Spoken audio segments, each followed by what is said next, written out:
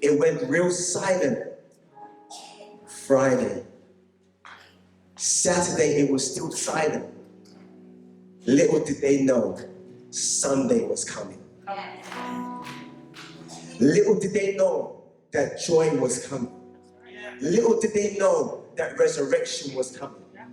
I want to tell someone this afternoon, in this short time, I'm going to share this word. That all hope may seem lost. It may seem real silent at the moment. Have you ever been in a place where you ask yourself, God, where are you? I don't feel you, I don't hear you, I don't see you. God, where are you? It's very silent in this season. It's very dark in this season. It's very lonely in this season. I come to church, but God, where are you? I sing praises unto your name, but God, where are you? I find myself in every single prayer meeting, but God, where are you? There comes a stage in our lives, there comes a place in our life when we stand and we question God and say, Lord, where are you? In the midst of this trial, in the midst of this hardship, in the midst of the chaos, in the midst of what I'm going through, Lord, where are you? I heard you through someone else's testimony. I heard you through someone else's praise. I heard you through someone else's deliverance. But I want to hear you for myself. Can you not see the pain that I'm going through? Can you not see the burden that I'm carrying? Can you not see the disappointment, Lord, that I'm holding on my shoulders? Can you not see the things that I desire? Lord, I am tired. It's real silent in this season. Where are you? Where are you? I come to church with a smile and I go home broken. Lord, where are you? I come into this place because I sense joy in this place, but when I leave this place and I go back to my situation, I'm still having the same question in mind, where are you? I want to believe, help my unbelief. It's a cry from a sincere heart. Many are the afflictions of the righteous, but the Lord delivers him from them all. Listen, these disciples were in a place where they were broken, heads hung low. They went back to what they knew. We gave up everything to serve Jesus. 3 years of awesome experience. We saw him walking on water. Peter walked on water. We saw him curse a fig tree. We saw him open the blind eyes. We saw him heal a man who had an infirmity for 38 years. We saw a woman with the issue of blood touch him and being healed. We saw great signs and wonders. We saw all of this. We saw him even raise the dead. We saw resurrection power through Jairus' daughter. We saw resurrection power through Lazarus. We saw all these great things. Now the one who performed all these signs and miracles is dead. Where do we go from here? Where do we go from here? Broken individuals, tired individuals, disappointed individuals, knowing or asking, what is our next move? When you don't know what to do you know what you tend to do when you don't know what to do? When you're looking forward to going ahead, do you know what you tend to do? Maybe what you tend to do is you go back to what you know. They went back, Rachel, to what they knew. They went back to being fishermen. God called us to be fishers of souls, but he ain't here anymore. So we're going to go back to what we know. Because it's real silent right here. It's real dark in this season. And we can't feel God anyway. That's someone in the room this afternoon. That you've been waiting, and you've been waiting, and you've been waiting, look, these folks only waited 3 days, but those 3 days may have felt like 3 years. It may have felt like 30 years, I don't know. It felt like a long time, because when you walk with someone for so long, well, I say for so long, but so close, for those amount of years, you feel like you've known them your whole life. For someone in this room, you've been waiting, you're waiting, and you said, I'm tired. I'm tired. I'm going back to what I know. Because where I am right now, I don't see results. Where I am right now, I don't see fruitfulness. Where I am right now, I don't see God coming through for me. I don't see God moving on my behalf. I'm going back to what I know. I'm going back to what I know. And when you go back to what you know, what you're doing is you're forsaking your destiny. You're forsaking your purpose. Listen. When God goes silent, you're going to get excited by this. When God goes silent, doesn't mean nothing is happening. Just because you can't see it, doesn't mean he's not working. Where did the yeah come from? I'm going to preach to this side. You guys wake up later. Joy needs to come on this side. Just because it's gone silent, doesn't mean God is not working. Someone saying it's been silent for 10 years, it's been silent for 15 years, it's been silent for a long time. Doesn't mean that God is not working. Someone saying, oh, it's been real silent in my marriage, it's been real silent in my home, my kids are messed up, it's been real silent in my spiritual life, it's been real silent with my wife, it's been real silent with my husband, it's been real silent with my finances, it's been real silent with my health. I've been in this situation for so long. It's been real silent with what I'm expecting. I'm expecting God, you to come through for me, but it's been real silent. So what do? They go back to what they know. Why? Because there's a sense of comfort. There's a sense of security to go back to what you know. What do you think the problem with the children of Israel was? Every time they thought God was going to pull through for them, they went to Moses and they complained and said, how we wish we were back in Egypt. How we wish we were like slaves. Why? Because it's what they know. Everybody is comfortable in a place where they know what's going on, they understand. But when you stand in a place, when you find yourself in a season where you just don't know what's happening. God, are you here? Are you there? Are you moving? Are you not moving? Are you going? Am I going? Am I stopping? There's no sense of direction. There's a sense of frustration. It's a sense of frustration. Listen, every human being on this earth is looking for purpose. Everyone's looking for meaning to life. Everyone is looking for meaning to life. And when you don't find it, you're looking for it in all sorts of things. You're looking for it maybe in drugs. You're looking for it in alcohol. You're looking for it in women. You're looking for it in men. You're looking for it in money. You're looking for it in status. All these different things because there's no sense of purpose in your life. But check this. When you find Jesus, you find purpose. Come on now. When you find Jesus, you find resurrection power. When you find Jesus, you find salvation. Life will never make sense unless you reconnect to the one who brought you on this earth.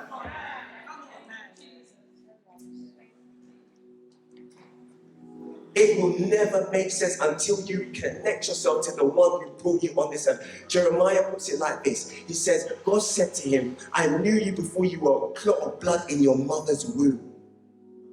I ordained you. I set you apart. I gave you a mission. Listen, every single individual in this room, young, old, middle-aged, whatever you want to call yourself, every single person in this room came on this earth with an assignment, came with a purpose. Every single individual. When someone tells you, I don't know my purpose, I don't understand my destiny, I don't understand what I meant, they don't understand, they're lost because they haven't connected to the one who gave them the purpose.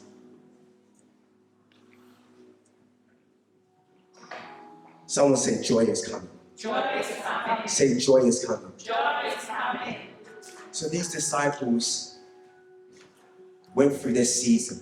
Now what's interesting is Jesus told them that this was going to happen. It's not like he didn't tell them. He told them this was going to happen. If we can throw up on the screen, going on Luke 9, verse 18 to 22. Luke 9, 18 to 22. Watch this. Now it happened that as he was praying alone, the disciples were with him, and he asked them, "Who do the crowd say that I am?"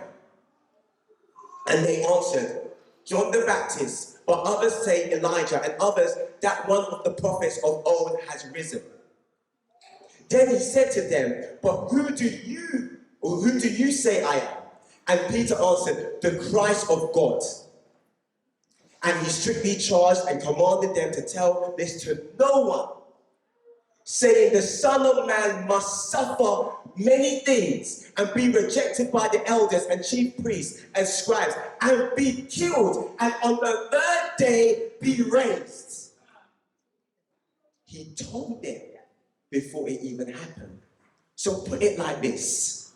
These folks, these disciples, had a word that was there, a word from the Master, the word from the Savior, a word from the living God himself has spoken and said, "I will suffer and I will be killed, but that's not the end. I will rise again." It's interesting that when the situation approached and they saw Jesus suffering, and when they saw Jesus had died, they forgot that he will rise again. Could it be that sometimes in our lives, in our situations, that we go through so much pressure at times? Yes, I know what the word of God says. Yes, I know the promises of God are yes and amen. Yes, I know that you do exceedingly abundantly, more than I can ever think or ask, according to the power that works within me. Yes, I know all these great things, all these scriptures that are promised to me. Yes, I know, but you know it in the light, you know it in the dark. You shout about it in the light, you shout about it in the dark. We have to get to a stage where what he says in the light, I can still hold on to in the dark. When what he says in the time of abundance, I can still hold on in the time of drought. God's words are not conditional. When he says it, it applies to every season of life. So these disciples now have forgotten what has been said, because they shouldn't be disciples who have no expectation. They should be disciples who have an expectation. They should be rubbing their hands together and saying, "Oh, I know the night may be weary." Oh, come on now. I know the night may be weary, but joy is coming in the morning. I know that it may seem like this situation is a mess, but joy is coming in the morning. I know it seems like it's all lost and it's all gone, but joy is coming in the morning. I know it seems like our backs are against the wall and we have no sense of direction, but joy is coming. It's coming in the morning. Can we be believers that can wake up and say, "I know I'm still staring at this mountain, but joy is coming in the morning"?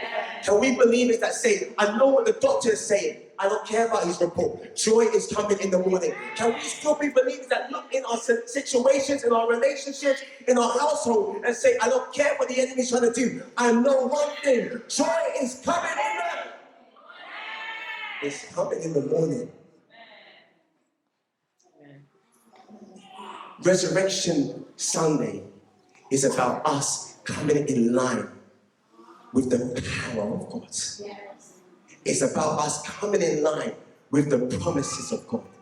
Listen, I know we go through things on a daily basis, but I've come to a stage in my life where it's not about what I go through, it's about what I say.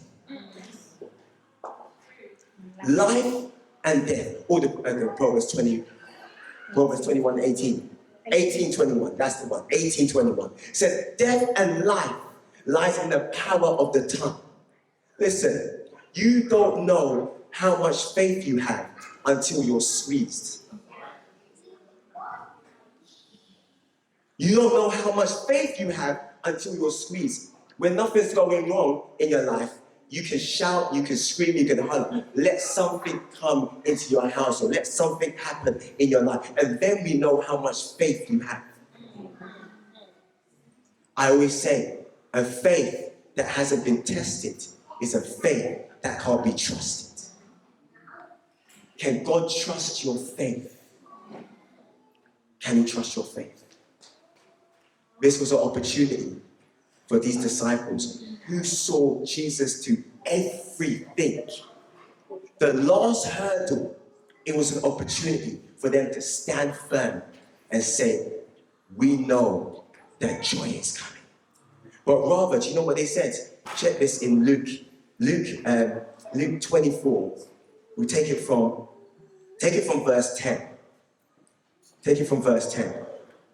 When the women had gone to the tomb and they had seen that Jesus wasn't there, and the angel had spoken to them and said, this Jesus that you're looking for, he has risen. They ran back to the disciples and they said, we've got good news for you. We've got good news for you. Check this. Now it was Mary Magdalene and Joanna and Mary, the mother of James, and the other women with them, who told these things to the apostles, the disciples. But these words seemed to them an idle tale, and they did not believe them.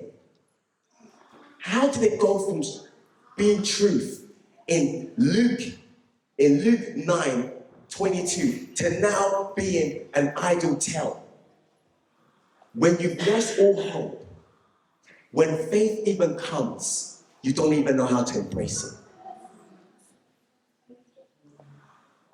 When you've lost all hope and unbelief has gripped your heart, when someone comes with an encouraging word, you don't even know how to embrace it. After seeing all that they saw, they still turned around and they said, it's an idle tale. We don't believe this. Jesus wants to set someone free on this Resurrection Sunday. Amen.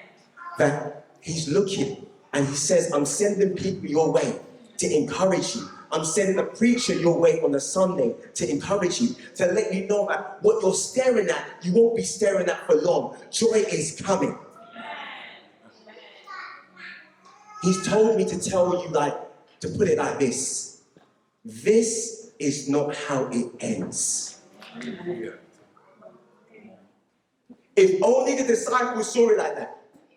This is not how it ends. This may be how it starts, but this is not how it ends. Someone needs to go back into their household. Someone needs to go back into their situation. Someone needs to stare at the mountain. Someone needs to stare at that giant that's in front of them and say, this is not how it ends. The final word doesn't lie with the doctor. The final word doesn't lie with individuals. The final word lies with our God, the creator of the heavens and the earth. I've come to announce to someone, this is not how it ends. I don't care what your bank account may look like. I don't care what your resources may look like. I don't care how your faith journey may look like. I've come to let you know this Sunday afternoon, this is not how it ends. I don't care what disappointing news you heard. I don't care what report you heard. I don't care who's told you contrary to what God has told you. I've come to let you know this Sunday afternoon, this is not how it ends.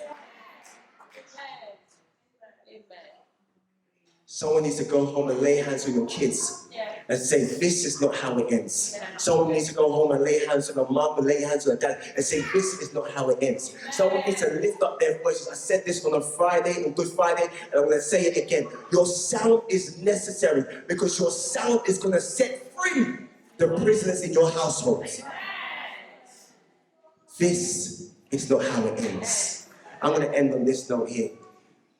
Acts 16, verse 25, talks about Paul and Silas being arrested. I say this many times. And they find themselves in the prison. And as they find themselves in the prison, they decide to pray and worship their God. Why? Because they realize and they acknowledge that this is not how it ends. I may be in a prison today, but the prison place is not my destination. I may be in a place of lack, but lack is not my destination. I may be in a place of confusion, but confusion is not my destination. I understand that there's seasons that come and there's seasons that go. There's seasons that pass and there's seasons that stay. I've come to announce to someone this Sunday afternoon that this is not how it ends. They're sitting there and they decide, you know what, we're going to lift up a praise. And we're going to lift up a praise because it's real dark in this place. We're going to lift up a praise because our chains are wrapped around us. We're going to lift up a praise because God needs to enter into this environment. We're going to lift up a praise because we understand that God inhabits in the praises of his people. We're going to lift up a praise because we're going to expect God not to just set us free, but set these other prisoners free. Because we understand that this is not how it ends. So they start lifting up their voices and they start blessing. They start blessing him. You are here, moving in our midst. I worship you. I worship